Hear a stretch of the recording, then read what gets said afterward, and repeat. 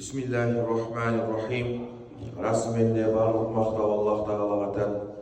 Жалғыз оны ғана мақтаймыз және бір өзінен жәрдем тілейміз. Жан дүниелеріміздің жамандықтарынан, істеп қойған істеріміздің кесірінен оған сыйынамыз. Ол кімді тура жолға салса, оны адастырушы жоқ, ал кімді адастырса, оны тура жолға салушы жоқ. Алла Тағаладан басқа Құдай жоқтығына пайғамбарымыз саллаллаху алейхи ва саллям оның құлы әрі елшісі екендігіне баршамыз куәлік береміз. Және де ардақты пайғамбарымыздың отбасына, әулетіне, сахабаларына, оның жолымен ихсанмен ерген үмметі Мұхаммедке Алла Тағаланың рахымын, берекесін, бүкіл сәттілік, жақсылықтарын тілейміз. Ассаламу алейкум, құрметті жамағат. Алла Тағала баршамызға пайдалы білім нәсіп етсін. Мінеки бүгін Сәйидул Айям ва Хаджул Масакин болған жұма күні, күндердің ең хайырлысы және міскін пақырлардың қажылығы болған жұма күні. Адамзат осы күнде жаралды және қиямет осы күні орнайды. Мінеки бүгін жұма күнде бас қосудамыз. Алла Тағалам кімнің қандай жақсы ниеттері болса, хайырлысымен нәсіп етсін. Кімнің қандай қиыншылығы болса, қарызы болса, сол қиыншылық қарыздан шығып кетуін нәсіп етсін. Перзент сұрап жүрген бауырлар бар, Алладан шипа сұрап жүрген бауырлар бар, хайырлы жар сұрап жүрген бауырлар бар. Алла Тағалам соларға хайырлы жар, хайырлы шипа, хайырлы перзент нәсіп етсін. Құрметті жамағат, бүгінгі жұма, ендігі жұма иншаллах аузымыз берік болады. Білесіздер, ораза айы келуде. Рамазан айы, Алла Тағала Құранда айтқандай, Астағиз биллах шахру Рамазан әлләзи унзила фихи Құран. Бұл Рамазан айы сондай бір ай, ішінде Құран түскен ай. Бұл басқа айларда емес. Сондықтан Алла Тағала Рамазан айында пайғамбарымыз саллаллаху алейхи ва саллям айтқандай, силсилату шаятин дейді, яғни шайтандарды барлығын кісенге байлаймыз дейді.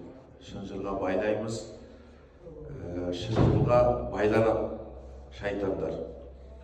Яғни бұл жердегі мақсат не дейтін болсақ, адамзат өзін жақсылап тәрбиелеп алу үшін, жақсылап пісіріп алу үшін, генеральный уборка деп айтамыз ғой мысалға. Сіз 11 ай өзіңіздікі болдыңыз, нәпсіңізбен жүрдіңіз, көңіл қалауыңызбен жүрдіңіз. Осы Рамазан айында Алла Тағала кім тазаланамын деген болса, соған көмектесем деп отыр. Яғни шынжырлар, яғни шайтандарды кісенге байлап, кім тазалануға ниеттенсе, соған мен көмектесемін дейді. Сондықтан Рамазанда бір ай оразаны парыздық қойды. Қараңыздар, күнделікті ораза, аузымыздан жаман нәрсе шықпайды, өсек ғайбат шықпайды. Нәпсіңізді әбден тәрбиелейсіз. Жетеді сіздің 11 ай өзіңіздікі болғаныңыз. Бір ай Раббыңыздікі боласыз.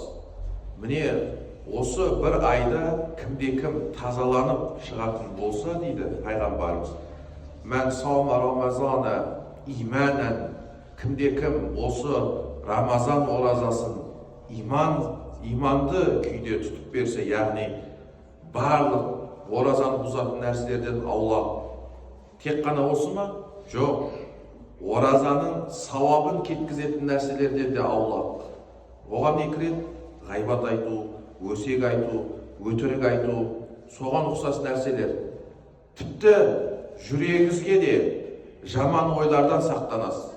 Міне осындай күйде оразасын ұстайтын болса, уахтисабан, және осының сауабын Раббысынан үміт еткен күйде ұстайтын болса, дейді, пайғамбарымыз уәде етіп жатыр.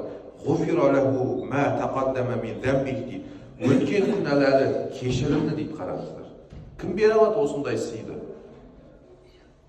Ешкім бере алмайды. Пайғамбарымыз уәде етіп жатыр, қараңыз. Кімде-кім Рамазан оразасын ниет ықыласты күйде Раббысынан сауабын үміт еткен күйде ұстап берсе, оның істеген қателіктері, күнәлары кешірілді деп тұр ғой, қараңыз. Алла Тағала осы нәрсеге мен көмектесем дейді. Шайтандарды кісенге ұру арқылы, 30 күн ораза ұстау арқылы біз 11 ай өзіміздікі болып жүрдік та, нәпсіміздікі болып. Нәпсіміз не қаласа, мынау көңіл қалау деген нәрсе бар, құрметті жамағат. Өзі екі-ақ нәрсе бар екен. Вахи бар, яғни вахи мен ақыл бірдей тұрады. Алланың вахи деген ол Алланың білімі. Бұл неге сөйлейді вахи? Ақылға сөйлейді, қараңыз. Адамның ақылы егер сау болса, бұл Алланың біліміне ешқашан қарсы болмайды. Осы нәрсені ұмытпаңыздар. Жер бетінде күллі адамзаттың ақылы, ол христиан бола ма, ол яхуди бола ма, ол атеист бола ма, егер ақылы дұрыс жұмыс істеп тұрса, егер мынау Құранға ешқашан қарсы келмейді бұл ақыл. Не үшін қарсы келіп жатыр онда? Ол адамда ақылынан бұрын көңіл қалауы шығып кетеді. Көңіл қалауымен қабылдайды сол Құранның аяттарын. Одан кейін ана Құран жүрегіне қарай өтпейді ол. Сондықтан Құранды мойындамайды, қараңыздар. Егер адамның көңіл қалауы, яғни нәпсі деп айтамыз ғой, көңіл қалауы ақылынан босып кететін болса, бұл адамға Алла Тағала айтады, «Улайке кәл анам» дейді. Олар 4 түлік малға ұқсайды дейді, қараңыз. Бәлгум азал, ол 4 түлік мал, ол тура жолда. Неге? Ол көңіл қалауымен не істейді адам? Жеп ішеді, көбейеді, шахуат, нәпсі, ол малда істеп жатыр дейді оны. Сосын ол мал тура жолда, ол жеп ішсе де, көбейсе де, ол сіздің жақсылығыңыз үшін да, сіз үшін жейді ана шөпті. Сіз үшін күйіс қайтарады. Не үшін? Сүт беру үшін. Ол сондықтан тура жолда болып есептеледі. Ал адамның көңіл қалауы ақылынан бұрынға шығып кететін болса, бәлгум азал дейді. Бұл Алла Тағала айтып жатыр бұны. Ол 4 түлік малға қарағанда адасып кеткен олар дейді, қараңыз. Сондықтан мынау Құран адамдардың жүрегіне кірмей жатыр. Не үшін? Көңіл қалауымен қабылдайды. Көңіл қалауымыз біздің алдымызға шығып кеткен. Ақылынан бұрын, мысалы, көшеде кетіп барасыз. Сіз мысалға тахаджуд оқыдыңыз, таң намазын жамағатпен оқыдыңыз, көшеде кетіп баратқан кезде біреу келіп түртіп қалды сізді. Көңіл қалау дейді, қарамайсың бе? Қайда қарап жүрсің өзі? Көңіл қалау сөйлеп жатыр. Ал ақыл не дейді? Кешіре сал дейді, болды. Қараңыз. Кешіре сал. Пайғамбарымыз кешір деп айтқан. Егер біз бауырымыз келді, ананы кешіре салсай деген кезде кешіре алмай тұрсын мысалға. Не үшін кешіре алмайды адамдар? Көңіл қалауы кешірмейді, кешіргісі келмей тұр. Егер ақылға салса, оны кешіре салу керек. Сіздің кешіре алмай тұруыңыз, сіздің көңіл қалауыңыз билеп тұр сізді. Сіз кешіргіңіз келмей тұр да, өйткені сізде әлі мен деген ұғым бар, құрметті жамағат. Сол мен деген ұғымды жоқ қылғысы келеді Алла Тағала. Ол тек қана Аллаға жарасатын қасиетті ол сипат. Мен жараттым деп айталады. Маған ораласыңдар деп айталады. Мен бердім сендерге деп айталады. Ал бізге келмейді ол. Біз мен деген күні құримыз. Осы нәрсе адамзатты құртып жатыр. Мен деп білінбейді ол бірақ сізге. Өзіміз білмеген күйде біз дұрыс істеп жатырмыз деп ойлаймыз. Қараңыз, біз ақылмен істеп жатырмыз деп ойлаймыз. Бірақ ақылдан бұрын көңіл қалау билеп кеткенде бізді. Соны айтып жатыр ғой, қараңыз.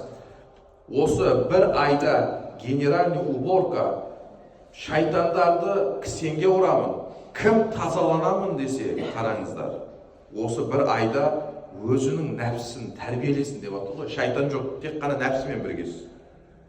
Егер сіздің ақылыңыз енді осы көңіл қалауыңызды бастыра алса, онда сіз жақсы мұсылмансыз. Ал шайтан жоқ кезде тағы да көңіл қалауыңызға еріп, мешітке келмей, таравихқа келмей, ораза ұстамайтындар бар, әртүрлі сылтаулататындар бар, қараңыздар.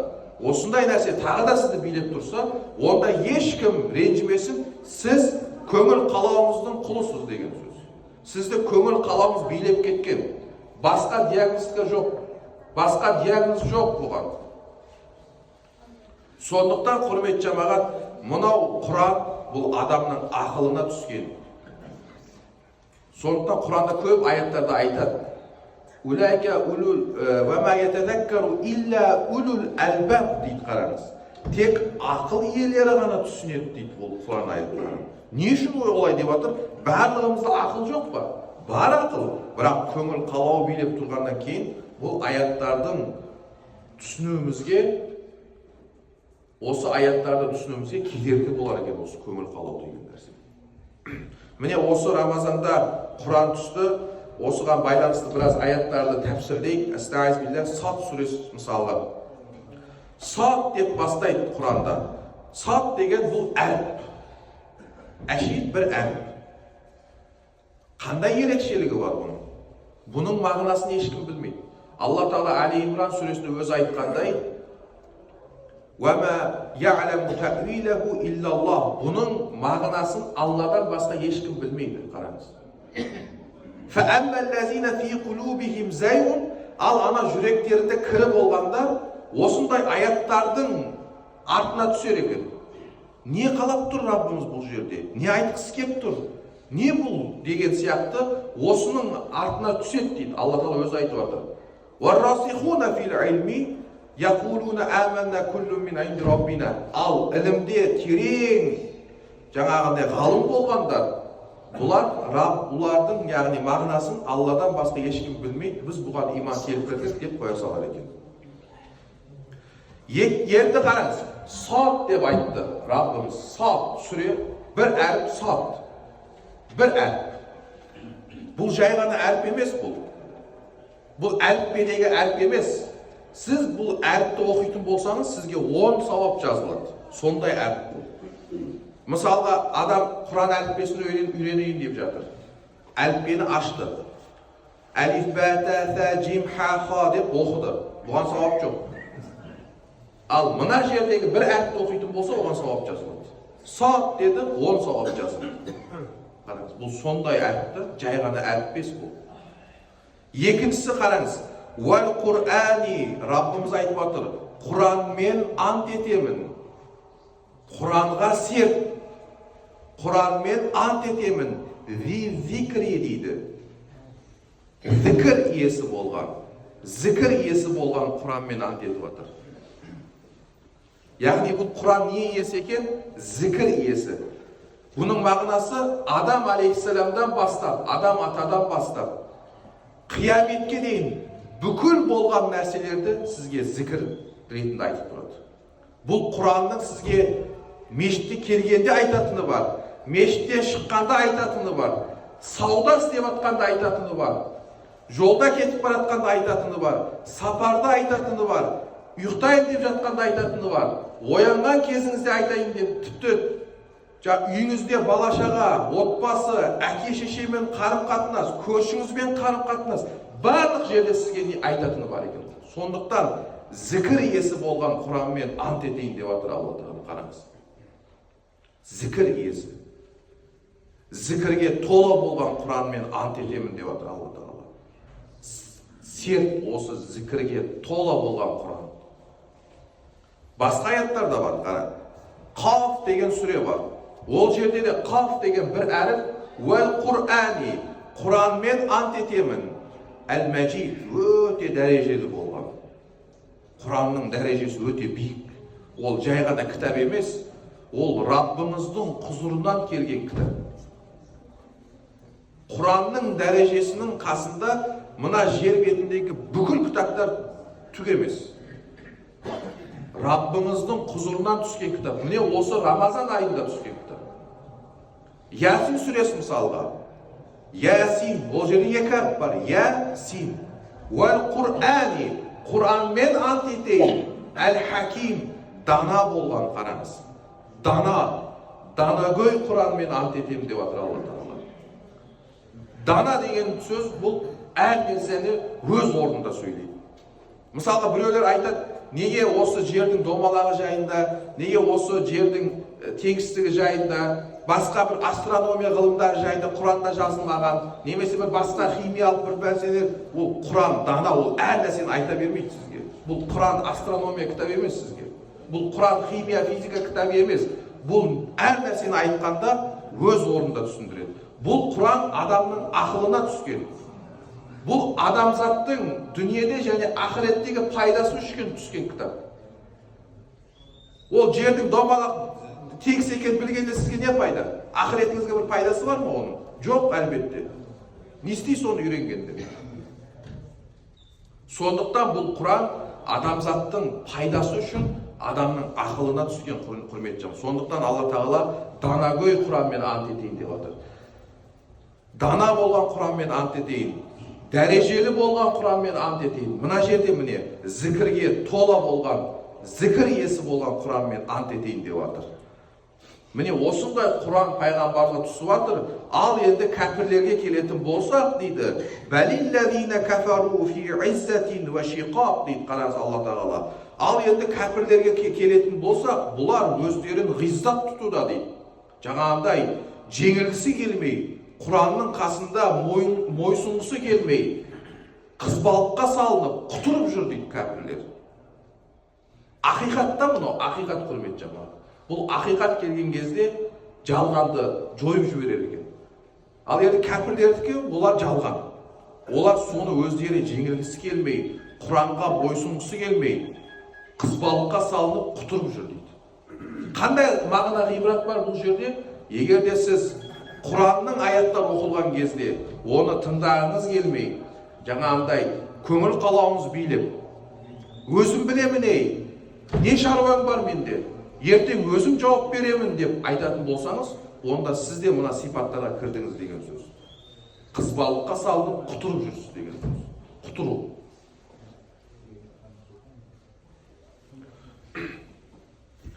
Уашиқақ, ақиқаттан ажырауда дейді, қараңыз. Пайғамбарымыз осы саллаллаху алейхи ва саллям осы Құранмен келген кезде Мәкка мүшриктері пайғамбарымыз, яғни пайғамбар болудан алдын пайғамбарымызды қатты құрметтейтін еді, мысалы пайғамбарымызды. Олда пайғамбарлық сипаттар бар еді. Мысалға шыншыл болу сипаты, аманатты қиянат жасамау сипаты, тек тура сөзді сөйлейді мысалы пайғамбарымыз. Пайғамбарды жақсы көретін еді. Тіпті өзінің отбасын, мал дүниесін пайғамбарымызға аманат етіп кететіндей дәрежеде пайғамбарға сенетін еді. Бірақ пайғамбарымыз пайғамбарлық келгеннен кейін барлығы өтірікке шығара салды. Не үшін? Қызбалыққа салынды. Яғни Алла Тағала айтып жатыр, сендер де қызбалыққа салынбаңдар босқа дейді. Құтырмаңдар. Раббыңыздың сізге беріп жатқан нығметтеріне алданбаңыз, құтырмаңыз. Ол Раббыңыз бере береді, ол Рахман, ол Алла Тағала өзі, қараңыздар, Исра сүресінде айтады, күллән нумидду, біз береміз дейді, біз сосып қоямыз дейді. Хәуләи, бойсұнған құлдарыма да беремін дейді, Раббымыз айтады. Мұсылман құлдарыма да беремін дейді. Уә хәуләи, ана әлгі бойсұнбай жүрген, Аллаға серік қосып жүрген, құтырып жүргендерге де беремін дейді. Раббыңыздың беретін дүниесі ол ешкімді бөліп жармайды, өйткені ол құнсыз. Дүние мүлдем стандарт емес. Бір адамның Раббысының ашуында болып болмауы ол дүниесіне қарап білінбейді екен, қараңыз. Біз ойлаймыз ғой, ана біреу Раббысына қарсы келіп атып 5 уақыт намаз оқымайынша, ертең ондай емес, ертең құрып кетеді, ертең берекесі, ондай емес екен. Қайта біз созып жібереміз дейді Раббымыз. Ол алданып ертең қасына келеді дейді. Осы нәрсе алдап алып кетеді де адамзатты. Одан кейін құтыра бастайды. Өтірік екен ғой бәрі. Бос нәрсе екен ғой, ақшамен шешіледі екен ғой бәрі деген нәрселерді айта бастайды. Мәриям сүресінде айтады, мән кәна фи далалә дейді. Қараңыз, Алла Тағаланың бұл айтып атқан несі, яғни бір айтып атқан құралы. Кімде-кім адасуды таңдаса дейді. Адасуды таңдады. Яғни көңіл қалауының артына түсті. Көңіл қалау не айтады, соны істейді. Уахиді, Алланың білімін, Құранның білімін былай қоя салды да, өз білгенінше өмір сүрем деп адасуды таңдап алса дейді, фәльямдуд ләхур рахману мәддә дейді. Оған Алла Тағала біз созып жібереміз дейді. Денсаулығын, байлығын, айлығын, барлық нәрсесін созып жібереміз дейді. Ол алдана бастайды, бос нәрсе екен ғой, ақшамен шешіледі ғой бәрі деген нәрселер айта бастайды, алданып жатыр. Адасуды таңдады өйткені ол. Міне кәпірлер пайғамбарымыздың кезінде Құранмен келген кезде олар осындай нәрсеге алданып, саған кім еріп жүр? Тек қана қоғамда ешкімге керек жоқ, пікірі ешкімге керек емес біреулер, мысалы Билал сияқты құлдар еріп жүр саған. Ал атақ абырой бізде, мансап бізде, соңғы сөз бізде, мәжілісімізді қара біздің, Кағбаның қасында отырамыз деген нәрселерге алданды олар. Сондықтан Раббымыз айтты, олар өздерін ғиззатта тұтып, қызбалыққа салынып, құтырып жүр дейді. Міне қараңыз, Раббымыз не істер екен енді? Раббымыздың қараңыз аяттары қандай. Пайғамбарымыз айтып жатыр, ей пайғамбар, ей Мұхаммед саллаллаху алейхи, сен қоя сал оларды дейді. Қараңыз, кәм әхләкнә мин қаблихим мин қарнин. Біз бұлардан бұрын қаншалаған буынды құртып жібергенбіз дейді. Қаншалаған буынды Раббымыз құртып жіберген екен. Қандай буындар олар? Кәззәбәт қаблахум қауmu Нух дейді. Нух қауымынан бастайды Раббымыз, қараңыз. Сенен бұрын Нух қауымы Нухты өтірікке шығарған еді. Уағад, Ад қауымы да өтірікке шығарған еді. Уа Фирауну, Фираун да өтірікке шығарған еді. Уа Самуд, Самуд қауымы да өтірікке шығарған еді. Уа қауmu Лут, және Лутты да өзінің бауырларына жіберген еді. Олар да Лутты өтірікке шығарған еді дейді. Бұларды дейді, қаншалық сендерден мықты болса да, Раббымыз басқа аяттарда салыстырмалы түрде нелер жасайды. Сендерден бұрын біз қаншалаған буындарды құртып жібергенбіз дейді. Олар дейді, сендерге қарағанда күштірақ еді дейді, қараңыз. Күш тұрғысынан, қуат тұрғысынан мықты еді дейді сендерден. Біз қаншалықты қуат тұрғысынан мықты болса да, жер бетіне бармаған жері қалмаған болса да, бірақ менен құтыла алмады ғой дейді Раббымыз, қараңыз. Құртып жібердім дейді. Раббымыздың, яғни несі жоқ бол дегенде жоқ болып кетер екен ғой. Осы нәрсеге дейін алданады да адамзат. Осы нәрсеге алданады. Байлығына алданады, айлығына алданады, денсаулығына алданады. Бірақ Раббымыз тиіспейді екен. Сізге мерзім беріп қояды. Өйткені ажал келмегенше тиіспейді. Ризығыңыз бітпегенше тиіспейді сізге. Осы нәрсеге алданып қалмау керек. Бірақ сізге нені берді? Ақылды берді ғой, ақыл. Ақыл, осы көңіл қалауымды бастыр деп. Бағана айттық қой, егер ақыл көңіл қалауын бастыра алмаса, онда не болады? Ол 4 түлік малдай болады онда. Ол 4 түлік малды Раббымыз қайта тура жолда деп атады. Не үшін? Ол көбейсе де, жебіссе де, шахуатын салып жаңағындай көбейсе де, ол сіз үшін істеліп атқан нәрсе. Сосын ол тура жолда деп аталады. Ал адамзат ақылын қолданбай, көңіл қалауына еретін болса, онда ол бәлкім азал дейді Раббымыз. 4 түлік малға қарағанда адасып кеткен олар дейді. Міне қараңыздар, осындай нәрселерді Құран келген кезде өзім білемін деген нәрсені қою керек, құрметті жамағат. Бұл Құран адамның ақылына түскен. Егер адамның ақылы сау болса, жер бетіндегі қандайдыр бір ақыл болмасын, кімнің ақылы болса болсын, егер ақыл сау жұмыс істеп тұрған болса, мынау Құранға ешқашан қарсы келмейді.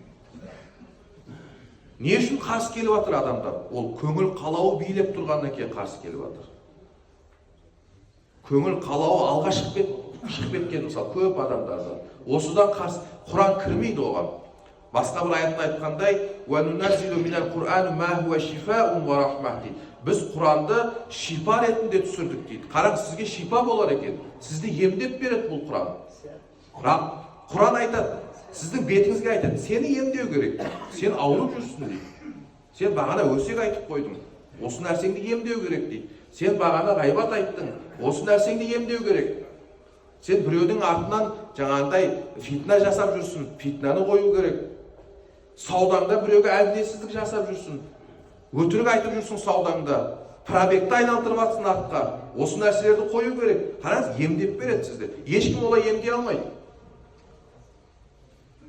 Бұл психолог, анау-мынау деген нәрсе бос нәрсе бәрі. Құранға қайта салу керек екен болды. Мынау Құран, барлық бақыт осы Құранда. Мұсылманның бақыты Құранда, құрметті жамағат. Пайғамбарымыз айтқандай, валлахи Алламен серт дейді. Алламен ант етейін. Мұсылманның бақыты Құраннан басқа нәрсе емес дейді. Егер Құранды қайтпасаңыз, бақыт деген нәрсені көп іздейсіз, бірақ таба алмайсыз ешқашан бақыт. Сіздің отбасыңыздағы қарым-қатынасыңызға айтатыны бар. Балаңызға қалай сөйлесу керек туралы айтатыныңыз бар. Мысалы, Лұқман Хаким баласымен сөйлесіп отырған жерін Алла Тағала қойып қойған Құранға жазып. Балаңызға қалай насихат жасау керексіз? Әке-шешеңізге қалай насихат жасау керексіз? Көршіңізбен қалай қарым-қатынаста болу керексіз? Екі серік саудада қалай қарым-қатынаста болу керек? Барлық нәрсеге осы Құранның айтатыны бар сізге. Сондықтан бұл Құран шифа деп айтылады. Шифа сізді емдеп береді. Сені емдеу керек дейді. Мына жерде сен құтырып жүрсің. Осы нәрсеңді емдеп ал. Мына жерде де сен тәкаппарланып жүрсің. Уа-рахма, және рахмет бар бұл Құранда. Мейірімділік бар. Құранды оқисыз. Ішіңізге бір сондай бір ләззат береді Раббымыз. Ол ләззатты ешкім айтып бере алмайды. Мына қазір Құранды оқи алмайтындар Құран аяттарын тыңдай, тәпсірін Раббыңыз сіздің жүректеріңізге ләззат сыйлайды. Бұл ләззатты ешкім сыйлай алмайды. Бұл Құран береді тек. Сондай рахаттанады. Қараңыздар, Алла Тағала айтып отыр осын. Бұл шипа ретінде түсірілді. Не үшін пайғамбарлардың өмірін оқыған кезде Құрандағы аяттарды, жаңа пайғамбарымыздың қиссалары жайында айтылған кезде ішіміз ләззаттан бір мотивация алып былай бір көзімізге жас келеді. Бұл Құран сондай нәрсені сыйлайды да сізге. Бұл рахмәтун деп айтып отыр Алла Тағала. Бұл нәрсені еш нәрсе сыйлай алмайды сізге. Шипа ретінде түсірдік. Және осындай ашуланған кезіңізде мысалы Құранға қайта салу керек болды. Керек емес оның басқа нәрселер. Қатты ашуланып тұрсыз ба? Құранға қайта сал дейді. Болды. Құран емдеп береді сізді. Және жаңа ашуыңызды басып береді екен Құран. Сондықтан айтып отыр ғой. Уәл-Құрани, Құранмен ант етейін. Әл-Зикри дейді. Зікірге, зікір насихатқа тола болған Құранмен ант етейін деп отыр. Міне енді осындай Құранды былай қоя салып, өз көңіл қалауымен, өз айтқанымен жүрем дейтіндерді қалай сипаттады Алла Тағала? Бұлар дейді өздерін ғизапта тұтып, қызбалыққа салынып, құтырып жүр дейді. Егер сіз 5 уақыт намаз оқымай жүрсеңіз, сіз құтырып жүрсіз.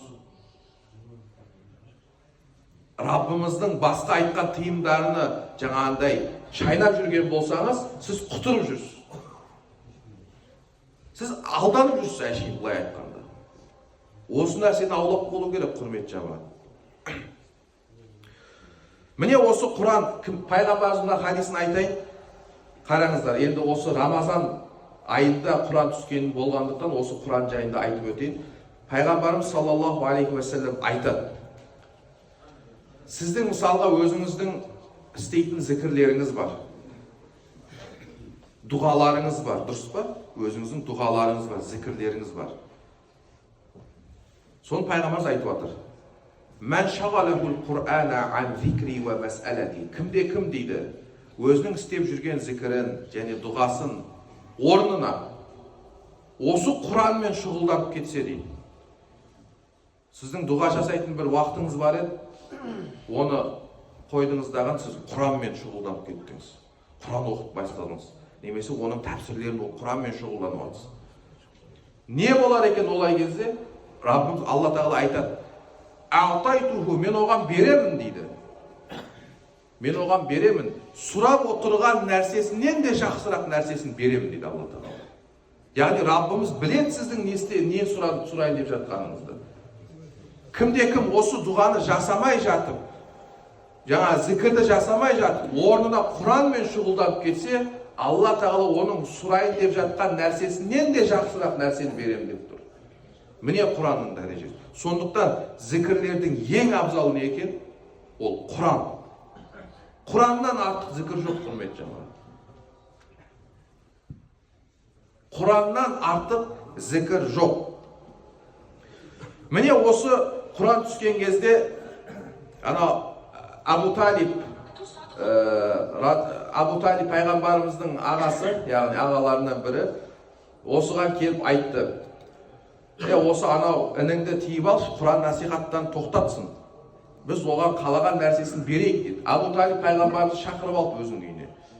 Осындай деп айтып жатыр қоғамдағы дөкейлер. Сенің қалаған нәрсеңді береміз деп жатыр. Тек осы Құран насихаттауын тоқтатшы деген кезде пайғамбарымыз айтады: ағатайым дейді, мен бұлардан дейді бір-ақ нәрсені қалап тұрмын ғой дейді. Тек ла илаха иллаллах деп айтса болды дейді. Басқа нәрсені қаламаймын дейді мен. Сол сөзін Абу Талиб аналарға жеткізеді. Абу Жахил, Абу Лахаб деген жаңа қоғамның дөкейлеріне. Осындай жиенім сендерден бір-ақ сөз қалап тұрған екен. Не ол? Ол бір сөз емес, 10 сөзіне де разы боламыз деп келеді. Үйіне келген кезде пайғамбарымыз «Кулу ла илаха иллаллах», айтыңдаршы, Алладан басқа тәңір жоқ деп деген кезде, мынаны тағы бастапты ғой деп тағы шығып келеді қасынан. Қараңыз. Соншалықты көңіл қалау билеп тұрды. Соншалықты ақылдан бұрын көңіл қалау шығып жатыр.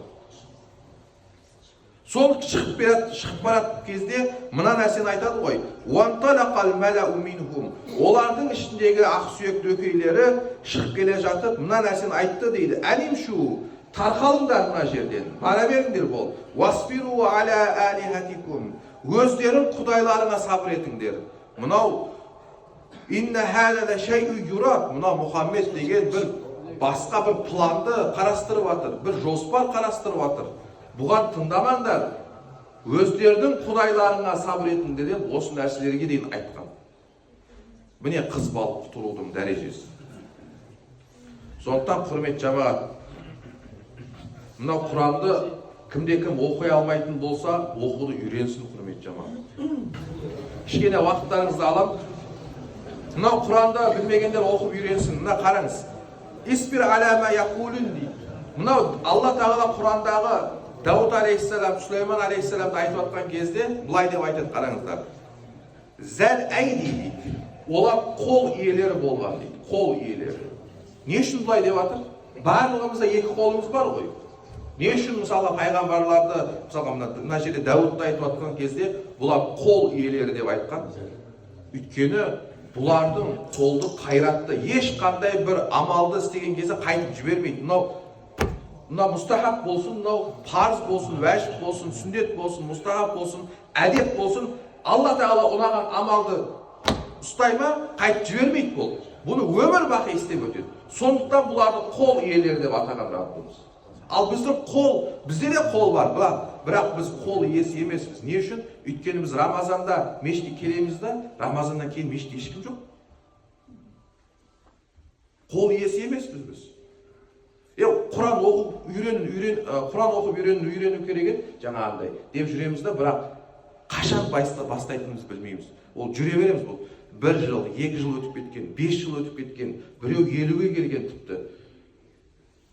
Қол иесі емеспіз. Ал бұларды қараңыз, Раббысына ұнаған амалды істейм дейма, істейді бұл. Өмір бақи істеп өтеді соны. Қолы жібермейді да, қол иелері. Ал біз жаңағындай Рамазанда келеміз да, кейін жоқ. Жұмада келеміз, асырда ешкім таппайсыз деген нәрсе. Сондықтан Алла Тағала баршамызға қол иелері болу нәсіп етсін. Алла Тағала баршамызға хайырлы білім нәсіп етсін. Естігендерімізбен амал етіп нәсіп етсін. Ва ахиру дауана анил хамдулиллахи раббил аламин.